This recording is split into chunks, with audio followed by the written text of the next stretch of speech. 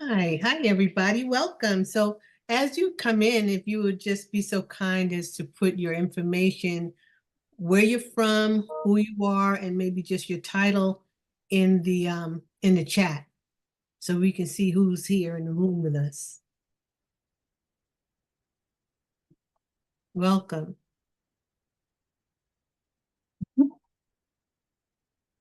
I'm gonna go. Welcome, Rick. Welcome, Victoria. Welcome, JJ.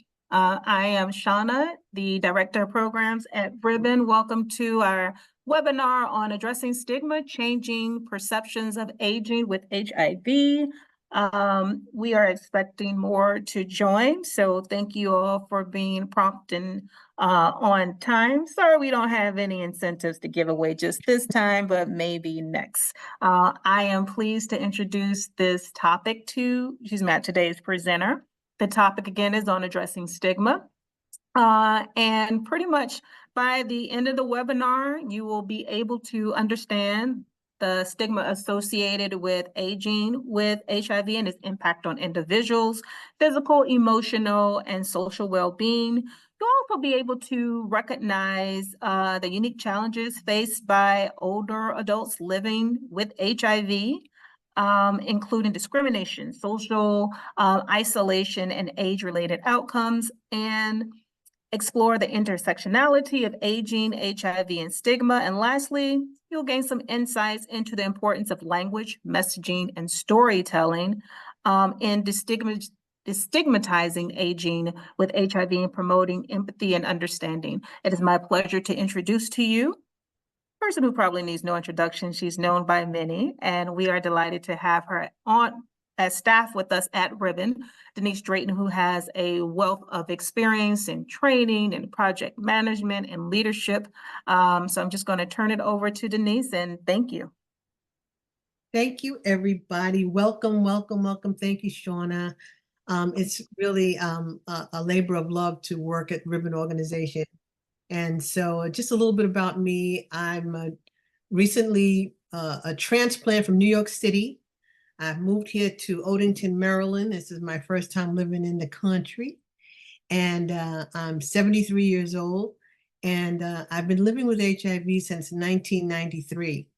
And I've had the pleasure to work in various organizations also related to the fact that I'm living with HIV.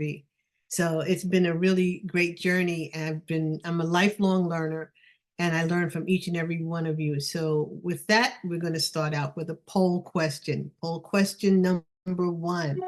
If we could just run poll question number one, and you can answer in the chat what you think the right answer is.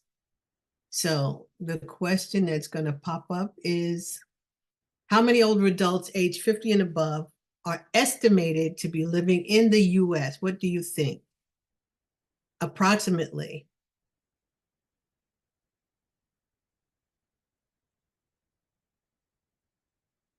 Okay. Very good. Some good answers coming in. Okay. So if you said approximately 1 million, you would be correct. So 1 million people aged 50 and above is living currently in the US, estimated in the US to be living with HIV. So with that in mind, let's try poll question number two, which is about what your thoughts are on this.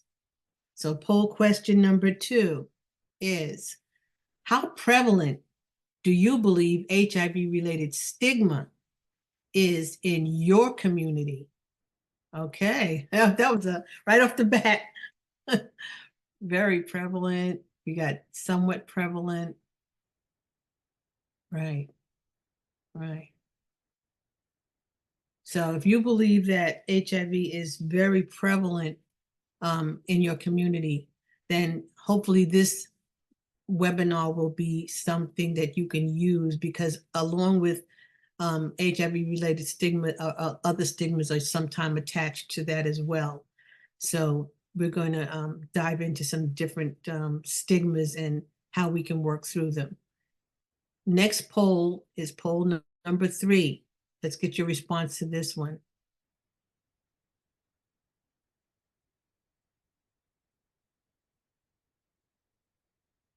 Can you see it? Not yet. We're still on poll number 2. Okay. So, have you witnessed or experienced HIV-related stigma firsthand? Have you witnessed it? Okay. Some people said frequently. Yes, frequently, 33%. Occasionally, 50% said occasionally, and 25% said no, rarely. Rarely have you witnessed or experienced HIV-related stigma firsthand. So occasionally seems to be the prominent answer here, but maybe we've experienced it or witnessed it, but we didn't recognize it as HIV-related stigma. So that's something we're going to look into as well. So let's move on to what. Thank you for running the polls and thank you for your responses. So let's look into the definition of stigma and HIV-related stigma. So we're going to stop sharing. And that poll, okay. So when we look at, the negative effects of stigma and discrimination show up in many parts of our lives. And it causes some groups to be devalued and other to be ashamed, and other groups feel as if they're superior. So when we look at stigma, just to relate the definition of stigma is a set of negative and often unfair beliefs that a society or group of people have about something. So HIV-related stigma is negative attitudes and beliefs about people with HIV. So that something is people with HIV. And it's the prejudice that comes with labeling an individual as a part of a group that's believed to be socially unacceptable. And stigma related to HIV crosses all barriers of race and ethnicity, economic status, social orientation, and women's low social status, because we know that women's status is, we're losing our rights, we're losing our position in society. So stigma, HIV-related stigma crosses all of these barriers. And women specifically are sometimes mistakenly perceived to be the main transmitters of sexually transmitted infections. So that stigma is highly impacted for women, and even more so for women of color who are disproportionately impacted by HIV. They experience stigma and discrimination based on both their race and their HIV status, and sometimes, of course, their gender. These same stigmatizing beliefs pertain to the negative attitudes that people feel towards members of the LGBTQ plus community. And they may encounter homophobia, stigma, and discrimination. So these attitudes are, more than just HIV-related stigma. There's other attitudes that can lead to rejection of friends and family and discriminatory acts of violence towards that community. So let's look at some examples. Now that we know what it is, let's look at some examples of HIV-related stigma. So number one, HIV-related stigma pertains to the belief that only certain people get HIV. And I remember, early on, in like 1981 or whatever, I didn't realize that the CDC was the organization that categorized people into the 4-H club. I heard about the 4-H club, and what I didn't realize was that the CDC was the originator of that 4-H description of certain groups that only could get HIV, and that was hemophiliacs, homosexuals, heroin addicts, and Haitians. So if you were a member of the 4-H club, you were believed to be the only set of people that could get HIV. But, of course, we learned better than that over a course of time. But that was something that was prevalent back in like 1983, I guess. Number two, another example of HIV-related stigma is making moral judgments about people who take steps to prevent HIV transmission.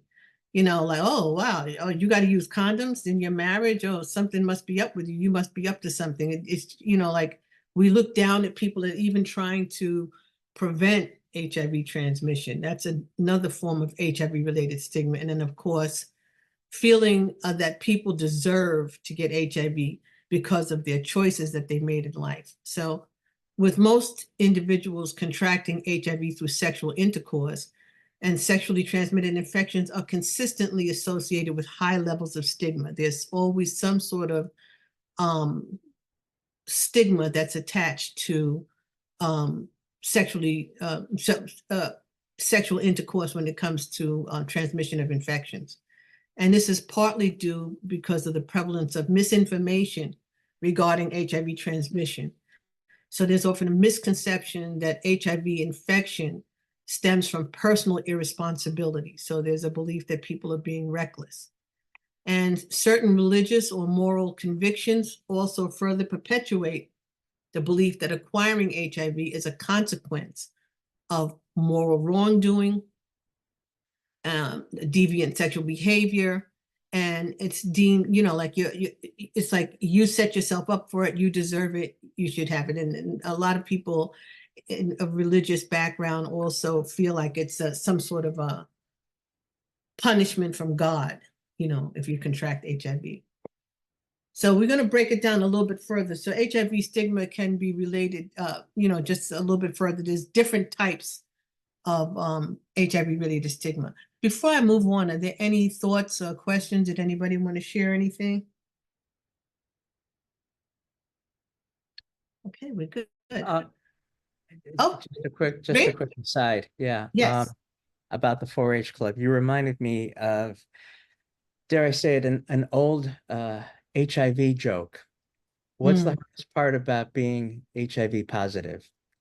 Having to tell your family you're Haitian. Oh, that's So if you want to talk about stigma, that was a joke at the time in the 1980s. yes, we said a lot of horrible things back then. Thank you, Rick. So there are different types of HIV related stigma. There's internalized stigma, which that refers to how someone with HIV thinks about themselves and how they believe the public perceives someone living with HIV. There's enacted stigma, and enacted stigma represents the extent to which an individual experiences prejudice or discrimination emanating from others. Judgments of others through this type of stigma affects your psychological well-being, and that's especially true for older adults living with HIV. Then there's anticipated stigma, and this represents the extent to which a person living with HIV expects to experience enacted stigma. So they expect that they're going to get some bad feedback or some bad judgments from people. So this can affect the person's living with HIV's engagement in care. If you expect that somebody's going to think, if you think somebody's going to think badly of you, or that something is wrong with you, you're not going to want to even go into care in your neighborhood. You might have to travel outside of your community to get the care that you need. So oddly enough, a lot of us impose stigmatizing beliefs and actions on ourselves. And this can lead to avoiding disclosure to partners and family, avoiding treatment, avoiding having safer sex. And you might, during this time, encounter, when you take on this internalized stigma, encounter some body dysmorphic disorder. And if you're in the time period where you're transitioning or you're taking some gender affirming drugs, you might make some decisions around that are not good, because you believe that you don't look the same, you don't have the right, HIV has changed your mindset towards yourself. You don't see yourself, like I kind of like have to stray a little bit away from that myself, because I'm looking at myself in the mirror and I know that as a person living with HIV, my body's not looking like it used to. The drugs have moved some fat around in some ways that are uncomfortable for me, but I try to not be too anxious about that, because that's part of me getting treatment. Is some treatments have side effects, all medicine has side effects. So, but for some of us, the stigma is so great, we think badly about ourselves. Next slide, please. So we're going to work together, and Sean is going to help me. I think what we want to do is perhaps we're going to do some small group work together. I think what we want to do is put the, And you have a total of 6 people in the room. okay, so maybe what we can do is 2 different sets of scenarios. So should I put the scenarios in the chat, Shauna? Would that, Yes. okay. So let me see here for just a You want me to minute. go to the slides? Either we can do it as a Yeah. group. You want to do it as a group? Well, let's do it as a group. It's a Small group. small group. Okay, that's fine. Thank you, Mhm. Shauna. So, all right. So let's look at the first. We'll work on it as a group as opposed to going into small groups to work on it. This is adapted from the CDC's Let's Stop HIV Together campaign. They came up with these scenarios. So the first scenario, and you can you can unmute and share your thoughts. So you're dating a new girl or guy, and things are getting more serious. You decide that it's time to share with them that you have HIV. When you tell them, they get angry and they say they don't understand why you didn't just date someone who was already sick. So, what are some ways that you can counteract those stigmatizing kind of thoughts or beliefs that that person may have? How can you help that person um, move away from HIV related stigma in this particular scenario? I'll go. Okay, JJ. Well, first off, I always share, and I'm a 33-year long-term survivor. I always share my status up front, right out the gate. And I do that because even if they don't want to date me, it generally will start a conversation with them Mhm. and enlighten them about people living with HIV and what it's, what it's like.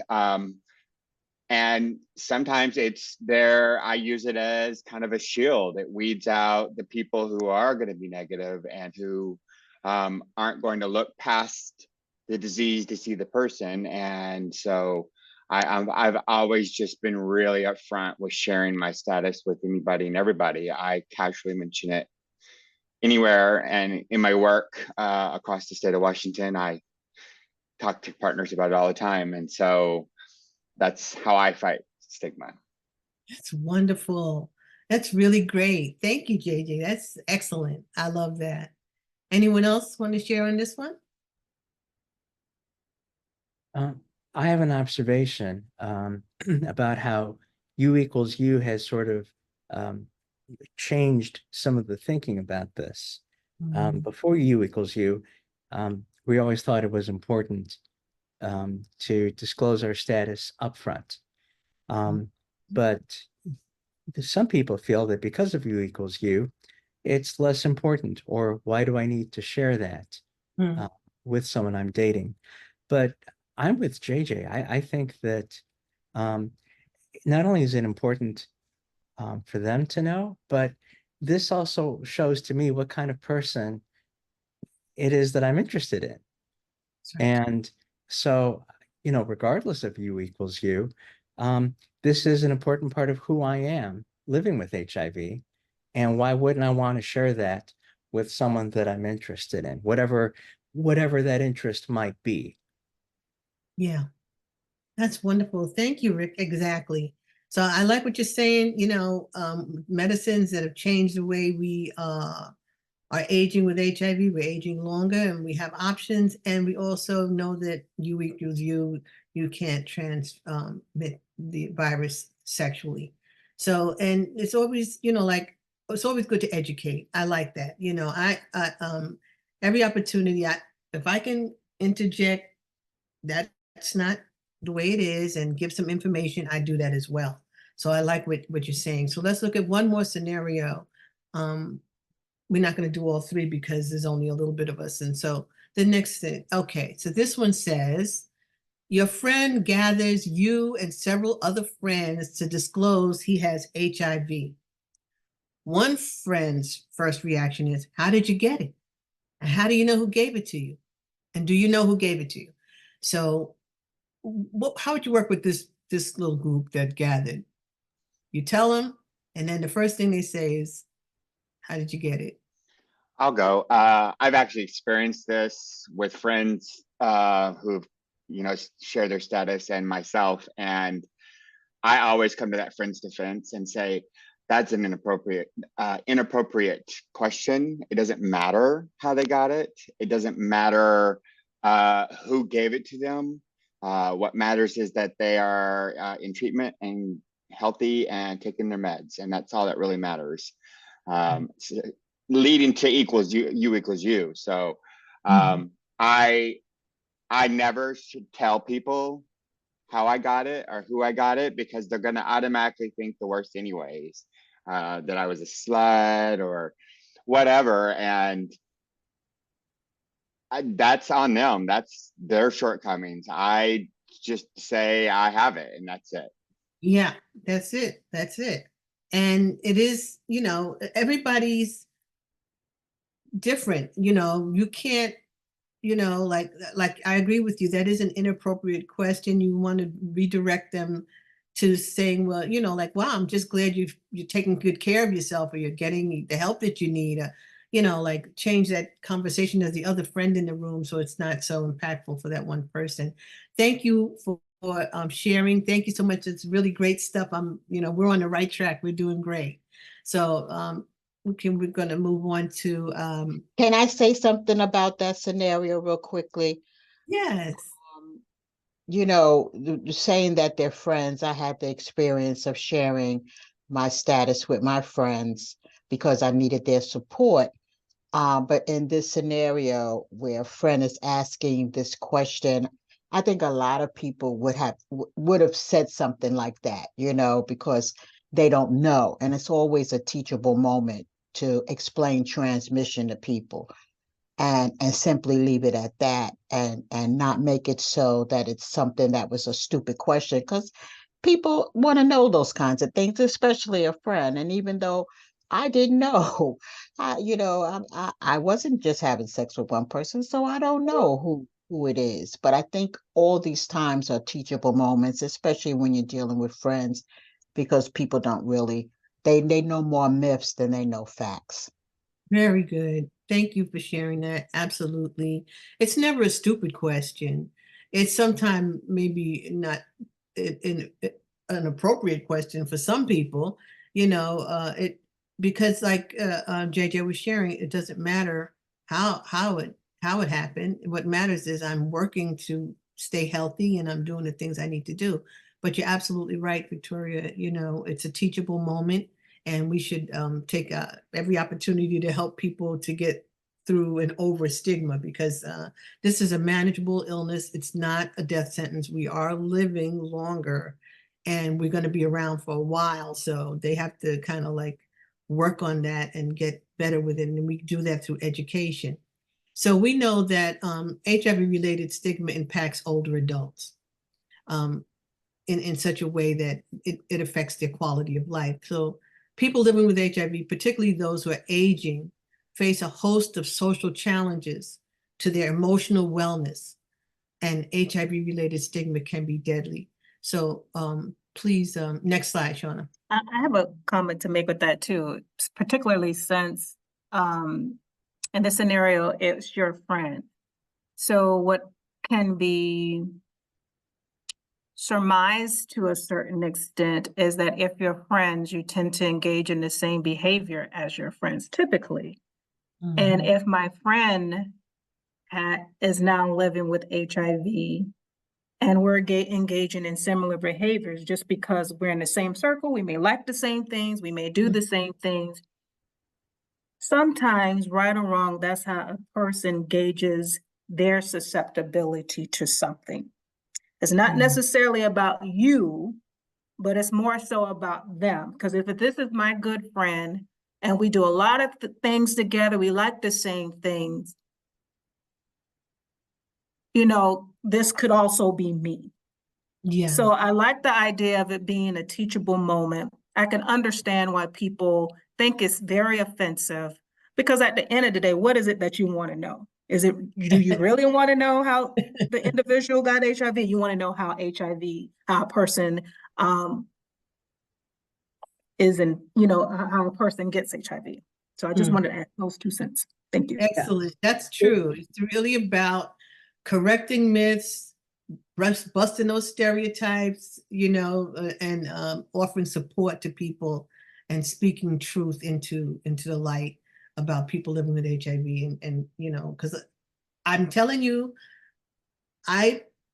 last year I was doing a presentation, and we're 42 years into this epidemic, and somebody still thought that you could get it from a toilet seat, you know, and from perspiration, you know, coming in contact with body fluids like perspiration or tears.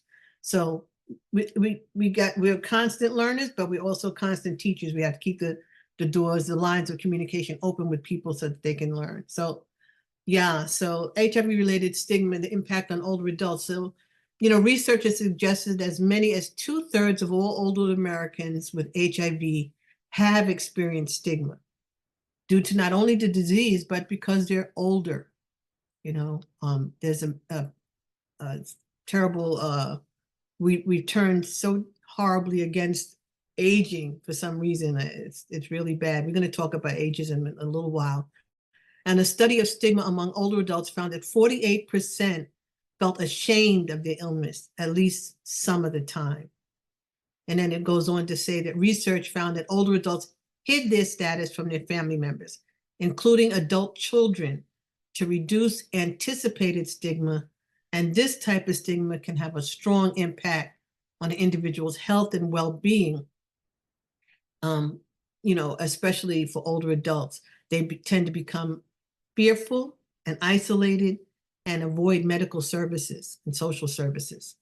It can also prevent them from reaching out to their families. You know, family support is sometimes key. We don't always have the support of our immediate family, but sometimes we do, and sometimes over time people change. But it's important to reach out. You know, I was the only out positive person in my church, a church of 5,000 people. And I know that there were people there that were HIV positive because they came up to me after church and told me, but they didn't feel confident. These older people in my age category talking about the fact there was still so much shame and guilt around it. Next slide, please. Oh, okay. JJ's got a question in the chat. Let's see. I wonder if there's some studies that are newer. Oh, let's see. Newer than, Well, yeah. I just noticed the dates on the Yeah. dates on all of those are quite, I mean, 2006 is quite a long time ago, and we've made quite a few advances on addressing stigma and helping older folks in particular. So I was just wondering. Yeah, no, you know what? I took this from the ROA study, which is a really prominent study in New York City that and they had it in San Francisco, but it was a premier study and it had some good information. And we want to hope that people would had some advancements in, you know, in dealing with older adults with HIV. I want to venture to say we haven't come too far, but maybe I'll look it up and see. That's a good point, JJ. But I hope we have. You know, if there's any newer numbers, I definitely will look it up. But I went with that study because I knew it was precise and they had, you know, good data. So so let's continue on with the impact of HIV. No, back at one more. Yeah. So despite significant advancements in HIV treatment and care, outdated perceptions still persist and social attitudes still persist to marginalize older adults living with HIV. And as a result of being marginalized or made to feel apart from, it can create these various responses. Older adults may delay seeking testing and treatment due to fear of stigma and discrimination. We talked about that, leading to a late diagnosis. Some people, older adults, are diagnosed with AIDS on their first test result, because all along they might have thought that what they were experiencing was just regular aches and pains from aging, but actually they were experiencing maybe the onset of HIV, but didn't do anything about it. So sometimes when you have stigma and you don't, all you know is that people fall into a certain category that have HIV, you're not going to go to the doctor and ask for a test to see if you have HIV.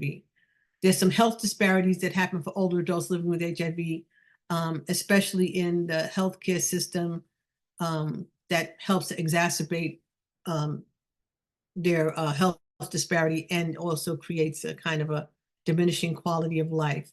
Isolation and loneliness is a big thing for older adults living with HIV, and stigmatizing attitudes can lead to that. And it impacts their mental health and well-being as well, because, I think way back when we always heard that if you're isolated and lonely and, you're by yourself, you can die from loneliness. And that used to be just a thing people talked about, but actually you can die from loneliness, because it is a thing. They've done some studies on it. The Surgeon General has done some studies on that. So we're going to talk about that in a little while too. So age-related stigma also impacts your finances. It creates limited social networks because of the negative attitudes around HIV. People just become further isolated, and this may especially be true for the LGBTQ plus community, with individuals who are known to be vulnerable to double or at least multiple stigmatizations throughout life. Of course, your mental health is compromised when you are isolated, as well as the fact that you're stigmatized with HIV. So persistent stigma and discrimination can have detrimental effects on mental health for older adults, increasing the risk of depression, anxiety, and psychological disorders. Their reduced treatment adherence, they might not stick to their pill regimen, and there's a decreased quality of life where there's some marginalization. This diminishes the overall quality of health and life for older adults.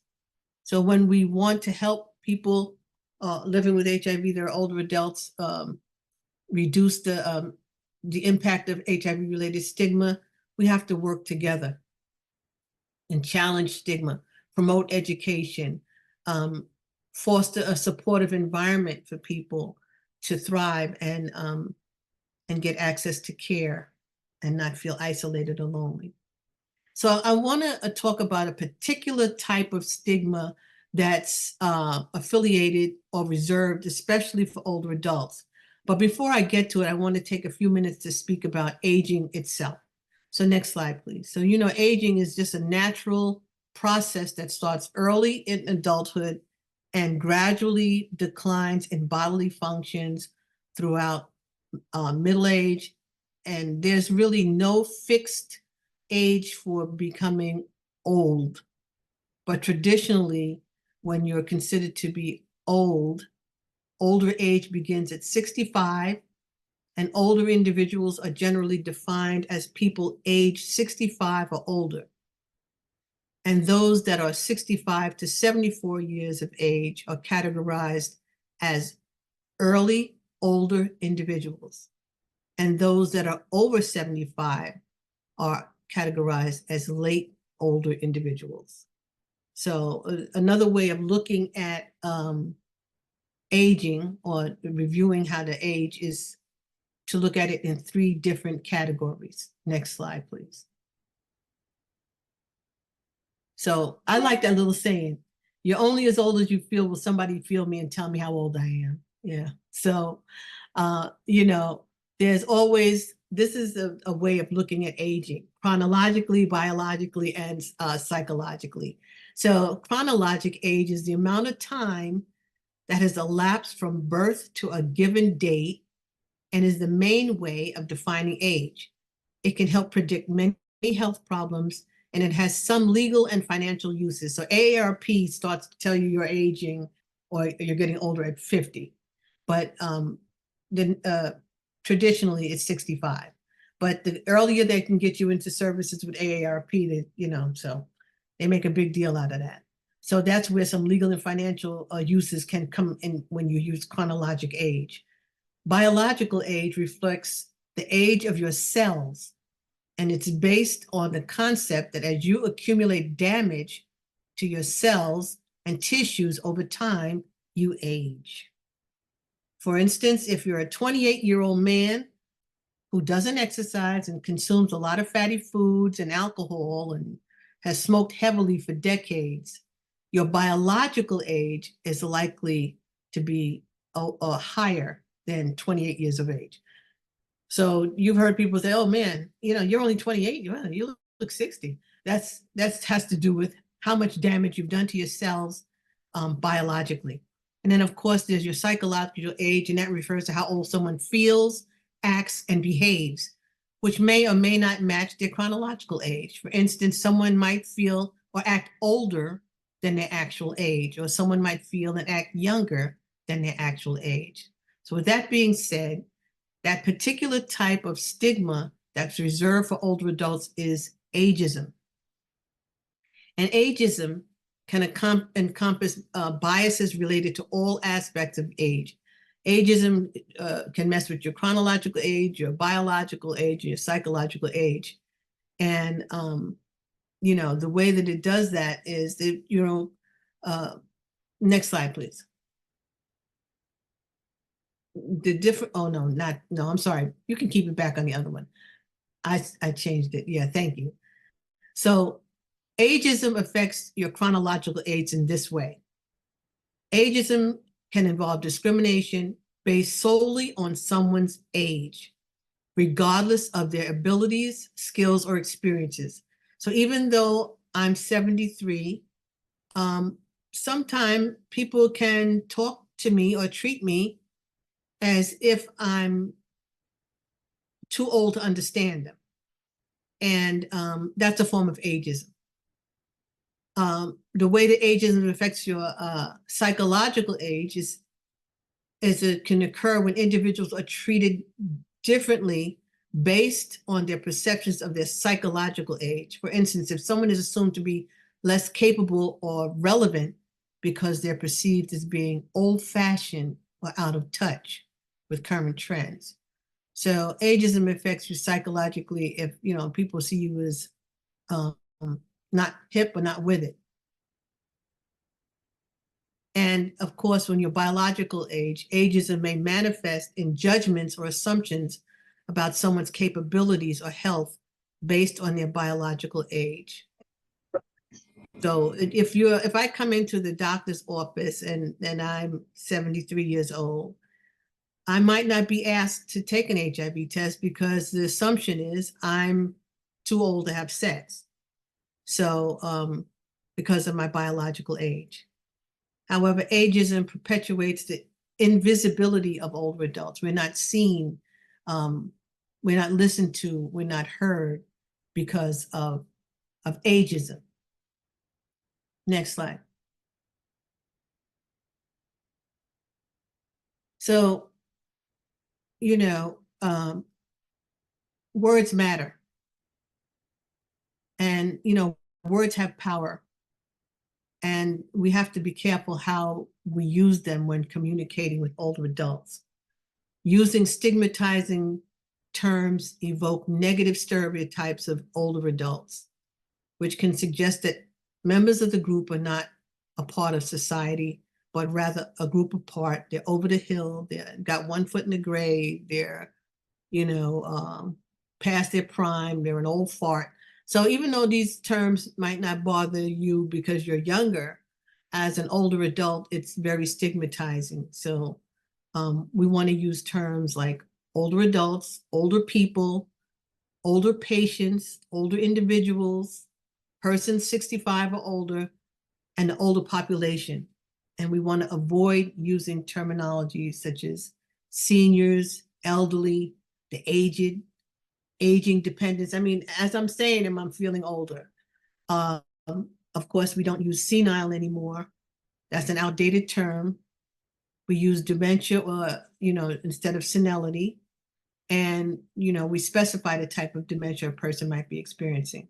So we want to be sure that our language conveys that aging is a normal part of the human experience and it's separate from disease or disorder.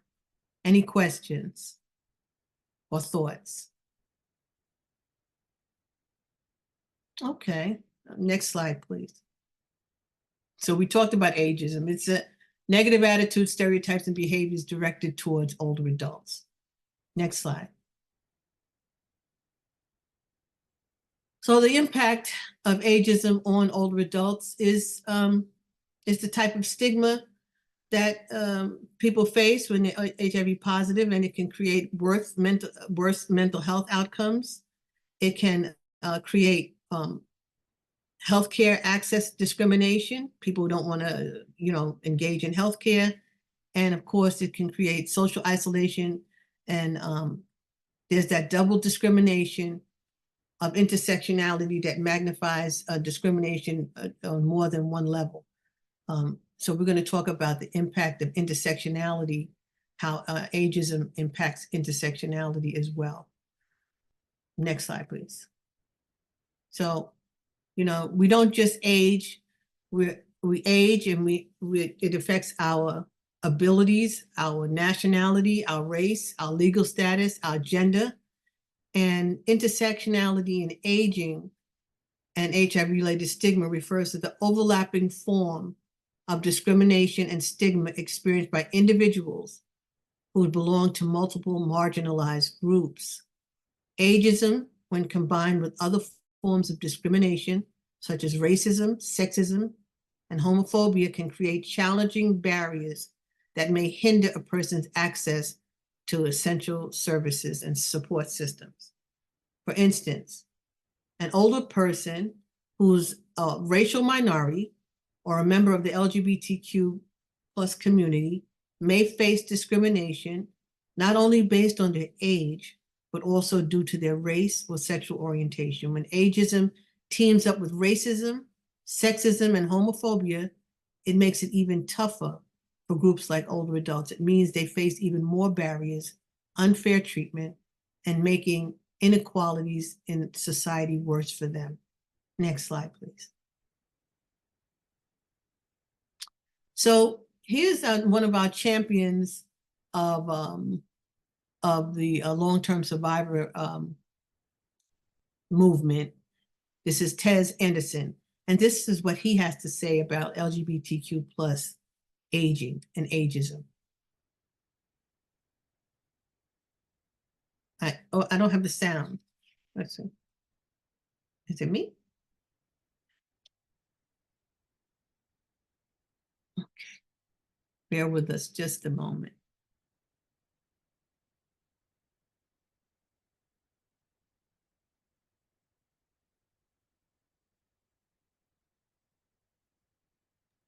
Just a second. Okay. Any thoughts while we're waiting?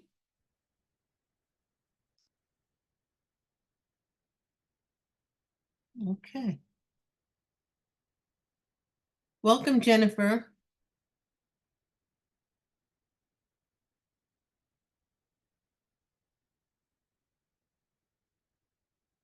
Mhm.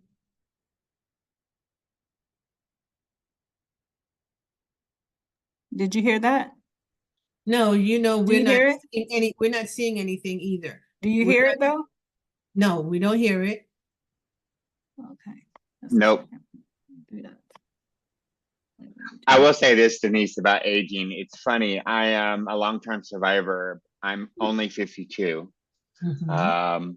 And I am often discriminated against, and it's weird, by other long-term survivors because they think I'm too young, or it's weird. And so I'm a young long-term survivor, and I don't meet a lot of individuals who are, I've had it well over half my life now. I was 19 when I acquired it. So I get kind of the reverse, where I'm not listened to because they don't think I'm valid, even though I've been in this fight since the 80s with friends and taking care of them. So it's a weird thing. That is so interesting, JJ. You know, we don't think of it that way often. You know, I'm sure that's probably how the lifetime survivors feel as well. They're born positive and they maybe 40 years, 30 years, whatever, and they're not being heard either. You know, so we have to start to cross over these lines and stop saying the silos and just having our own little tight-knit community and open it, widen it back out so that we're more inclusive of everybody that is having this lived experience. I mean, we have to learn from one another. We Yeah. can't just, you know, stay within the, you know, the structure of, well, this is my experience. And even though we're talking about older adults, you know, living with HIV, you know, just that was a very good point to remember that I say 65 and older, but actually, you know, your experience is relevant and vital for us to know about. Well, You and in know? the queer community, if you're older than 30, they consider you an old troll. And that's ageism in the queer community is very vibrant. Let's just put it that way. And they don't think that anyone older is valid anymore at all, and how things are with the, you know, Wow, young whatever folks growing happened up. to with age comes wisdom, and with wisdom, you know, you're supposed to be able to pass it along to everyone. I always say age is just a number because I don't feel 52. I could Right. probably outwork and outdance any of these younger folk. Exactly. And that's what we mean when we talk about the fact that you can be a certain age, but psychologically, you know, that's not your psychological age. You know, Shauna, I'm not married to that video. Don't I yell think we're about it. okay. I think we're okay now. Just give me a second. Okay. So, but you know, I know as I don't feel 73. You know, I feel maybe about 50. I would have guessed you in your 50s from your video. I was like, oh, hey, you're my age. And then you said 73. I'm like, oh, wait, you're my Woo, mom's that's age. good. That's good. But you know, we make changes to our lives. I lived in the city. I lived in Brooklyn, which, you know, New York is very, you know, high level stress and whatever. So moving out here to the country, I'm in, you know, nature. My T cells went up. Different things. I've noticed a noticeable change in just being in this environment. It's quiet. It's peaceful, and you know, even though I'm used to the hustle and bustle, I feel like it's made a dramatic change in my life, physically and mentally. You I'm know. a Texan, so a queer Texan living with HIV. My CD4 was never good until I moved to Washington State, and now I'm doing fantastic and much happier. And let's listen to my friend. I love Tez. Amen. Oh yeah, I love him too. Go. Thanks, Shauna.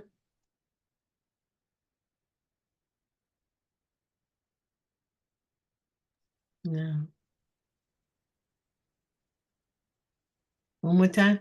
Just give me the one finger.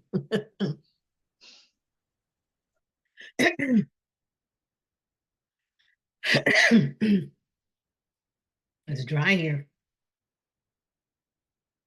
Thank you for hanging in there with us, everybody. You know, technical stuff pops up. Always. I spend a lot Yeah. of times on online meetings. And it's not that we didn't rehearse this, because we did. And it was working fine. You know, things And that happen. always is. It is. But you know, Jonah, don't worry about it. I think I'm gonna just move through it for the sake of time. It's funny. It works just fine from that link she just posted, and it works just fine for me. And I can hear him. It's weird. Wow. She just posted it. Oh, cool. In the chat. Yeah. Well, you know, when you get a chance to listen to his video, we're gonna move on. We're gonna go back to the slides. It's really good. I think he's adorable, first of all. He's so cute. So All right, so let's just talk a little bit about the fact that social isolation is a widespread thing. Forgive me. And according to the Surgeon General, his advisory council, the effects of social connection and community is very important. And when we talk about social connection, we're including social interactions, relationships, the feeling of belonging, being a part of a society or being a part of a community. And it's really not about how many close relationships someone has. It's about the social connection, because you can be in a room full of people and feel lonely and isolated. You know, if you're not having that social connection, if there's not a good, strong, adequate relationship, you can still feel, lonely and isolated. So there's three vital components of social connection. And one of them is that you need to have structure. When we talk about structure, that's the number of or the variety of relationships that you have. So that's your family, your friends, and how frequently you interact with them. So that kind of structure is vital for a good social connection. Another thing that we need to have good social connection is to have function. And that's the degree to which others can rely upon you for various needs. You know, if you're having good social connections, you might meet a few friends that if you're feeling a little isolated or lonely, they'll take you to the store, they'll make sure they'll check in on you or whatever. So, and the third thing that you need for good social connection is the quality of the good social connection. So when we talk about quality, we're talking about the degree for which relationships and interactions are positive, helpful, and satisfying. So you want structure, you want to have people around you to have a good social connection. You want to also have reliable people. And then it's the quality of those relationships that you have with people that helps you thrive and grow. And Shauna is, and maybe we are getting closer to it. I don't know. We're just spinning. All right. So it's coming in. What's happening? All right. I'm going to go on. You don't see the slides? No, honey. Oh, I've been moving them. Hold on. All right, go keep going. I'm on the I social. don't like to give advice because I don't know that my advice is any good. My experience has taught me that we're stronger than we think we are. And one of the challenges of being an older adult with HIV and an older. Wait a minute. That was you sharing that video? Okay. Didn't see the video, but we were hearing it. All right. So let's go back to the slides. And where I'm at in the slides is the lacking of social connection. We're going to whiz through this because when you don't have good social connection, those things we talked about, quality, structure and function, then what happens for older adults is Do you see the slides? Yes, ma'am. I can Okay. see the slides, except they're not in their full screen mode. We just want to widen them out. So when you're lacking social connection, older adults without adequate social interaction are found to be twice as likely to die prematurely. And the effects of loneliness are comparable with those of smoking, and were more detrimental than obesity. And research has also linked social isolation and loneliness to higher risks of high blood pressure, heart disease, a weakened immune system. And as a person, older adult living with HIV, we don't need to be, for our immune system to be any more impacted than it already is.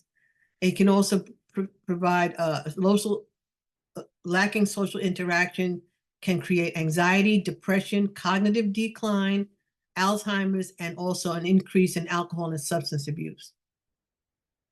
Next slide, please. So what we want to do is we want to increase socialization for older adults living with HIV. And the way we want to do it is through the facilitation or the creation of a support group, specifically tailored to older adults living with HIV.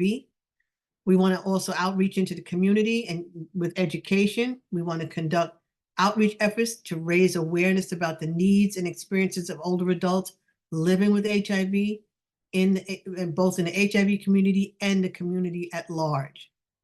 And education initiatives can help dispel myths, reduce stigma, and foster empathy and understanding among peers and service providers.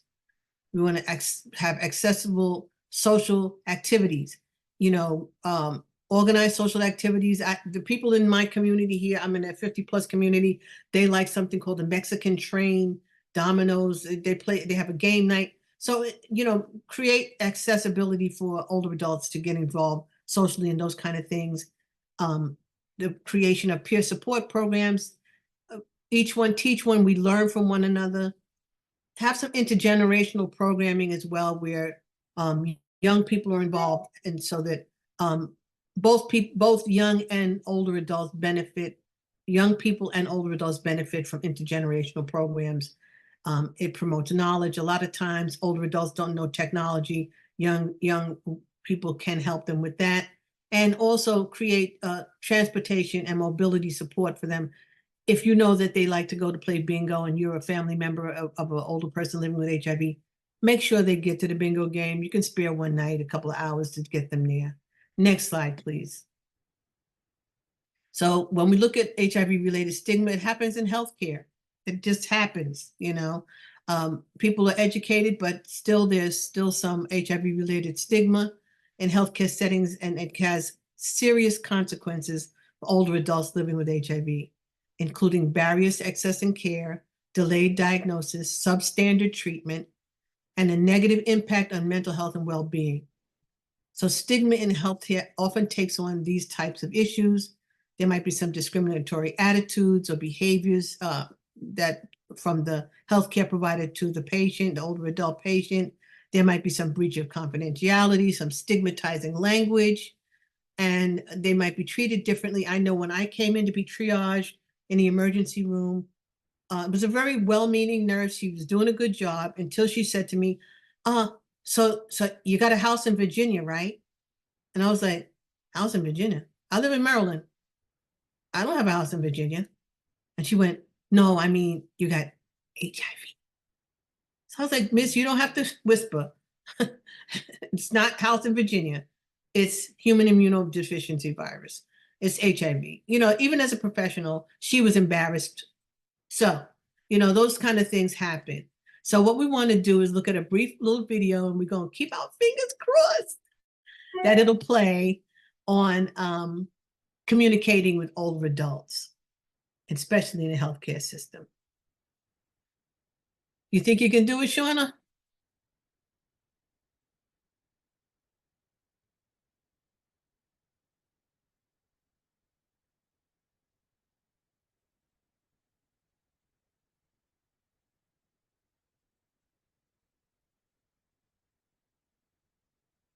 Okay.